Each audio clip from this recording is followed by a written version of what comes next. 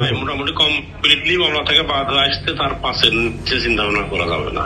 কত কমপ্লিট একবারে পার হয়ে আসতে পাশের নিচে 5 মতো লাগবে। 5 লাখ?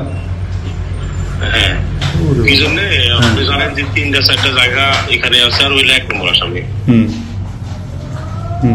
আর এইখানে আমি এখনই আপনার 500 দেওয়ার বলে ওরকম না, মোটামুটি হয়তো 1-এর মতো এবার পাঠায় দিলেন। আমি স্যারের সাথে কথাবার্তা বললাম, বলে আপনারা এখন কিছু দেখার পরে আপনার সাথে কথা বলবো। মানে এদের আগে ঝামেলা করার দরকার নাই, কেউ যাবে না, আমি মনে হয় আমি ওইদিকে যাবো না। তার মানে দেখা যাচ্ছে আপাতত হলো 1 লক্ষ টাকার মতো আমি বলবো, আর মানে বলবো তো টোটাল। আপনি তার সাথে কথা বলেন, মোটামুটি এখানে যদি মনে করে যে একবারে দিবে, একবারে হলে আমি একবারে প্রসেস করতে থাকবো, সেটাও করতে পারে। আমি একবারে চাচ্ছি না, এই কারণে যেহেতু কাজটা আমি কমপ্লিট করিনি, করলে তারপরে তাও ইয়ে করা যাবে। বুঝতে পারছি। এত অ্যামাউন্টটা বেশি হয়ে যায়, আমার মানে বলতেই হচ্ছে না। একটা মামলা সে তো ভাবতে পারে যে আমি যেভাবে চলছি, আচ্ছা আমি না ভাবতেই পারে। আপনি তারা বলেন, তারপরে যেরকম সে বলে। আচ্ছা, তাহলে আমি আবার আপনাকে রাতে 12:30 1টার দিকে জানাবো। বুঝেন না, আমাদের দপ্তর তো বুঝে, আপনি তো মোটামুটি এমন হতে পারে নাম্বার দিতে গেলে আমাকে স্পেশাল লাগতে পারে, সবাই স্পেশাল লাগতে পারে, সার্কেল লাগতে পারে, আপনার প্রসেসর তো থাকবেই। 4-5টা দপ্তর আছে, বুঝছেন? এটা নলেজে রাখেন, ঈদের আগে লাখখানিকের ব্যবস্থা করে দিবাগুলো পাবো, যেরকম যখন দরকার হয় বলবো আপনারে। আমি অফার দিলাম, আর আপনি আপনার মতো কথাবার্তা বলে আমাকে জানাবেন। এভাবেই মামলা থেকে নাম বাদ দেওয়ার কথা বলে আসামির কাছ থেকে 5 লাখ টাকা ঘুষ দাবি করেছেন পুলিশ। আসামির কাছ থেকে ফোন করে 5 লাখ টাকা দাবি করেন নাটোরের গুরুদাসপুর থানার এসআই আবু জাফর মৃধা।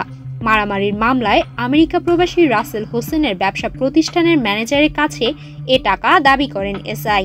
এ বিষয়ে জেলা পুলিশ সুপার বরাবর একটি লিখিত অভিযোগ দিয়েছেন ভুক্তভোগীরা। অভিযোগ প্রমাণিত হলে দ্রুত প্রয়োজনীয় পদক্ষেপ নেবেন বলে আশ্বাস দিয়েছেন পুলিশ সুপার।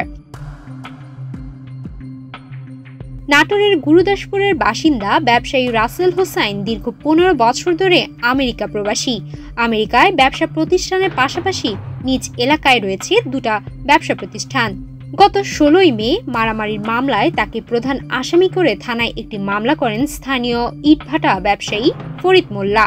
মামলার তদন্ত করার দায়িত্ব পান এসআই আবু জাফর মৃধা। মামলা থেকে রাসেলের নাম প্রত্যাহারের শর্তে তার ব্যবসা প্রতিষ্ঠানের ম্যানেজারের কাছে 5 লাখ টাকা ঘুষ দাবি করেন তিনি। গত কিছুদিন আগে চাঁচকর বাজারে যে একটা গন্ডগোল হয়, সেই গন্ডগোলের মিথ্যা বানোয়াট মামলায় আমার রাসেল হোসেনের নামটা জড়ায় দেয়। তারপর থেকেই যে তদন্তকারী সাব ইন্সপেক্টর আবু জাফর মিয়া, সে আমাকে আমার দোকানে আসে, দোকানে এসে বিভিন্নভাবে আমাকে হুমকি ধামকি দেয়, ফোন দিয়ে টাকা দাবি করে। সে প্রথম অবস্থায় 5 লক্ষ টাকা দাবি করে। আর আমি এই সম্পূর্ণ প্রমাণ ডকুমেন্টস আমি পুলিশ সুপার কার্যালয়ে জমা দিয়েছি, একটা লিখিত অভিযোগ দিয়েছি।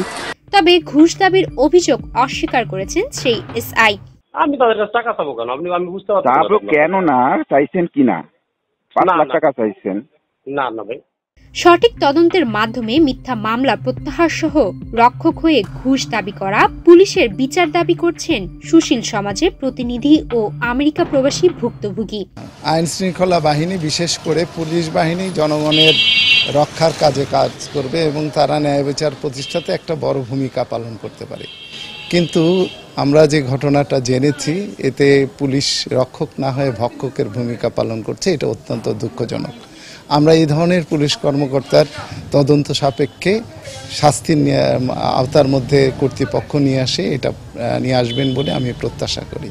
গুরুদাসপুর প্রশাসন, পুলিশরাই আমাকে মোটামুটি চাঁদা দাবি করার জন্যই প্রধান আসামি করে থাকে। এর মধ্যে আপনার একজন এসআই আছে আবু জাফর মৃধা,